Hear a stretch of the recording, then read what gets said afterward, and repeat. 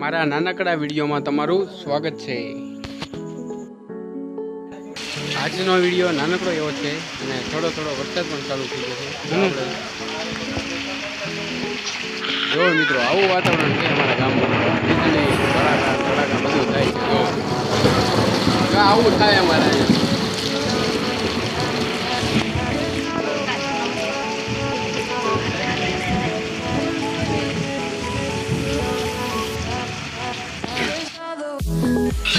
તો મિત્રો લાઈટ પણ વહી ગઈ છે વીજળી પડ્યા પછી।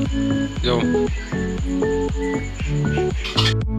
હેલો મિત્રો, લાઈટ આવી ગઈ છે અને વાતાવરણ થોડું શાંત પડી ગયું છે તો આપણે રેડી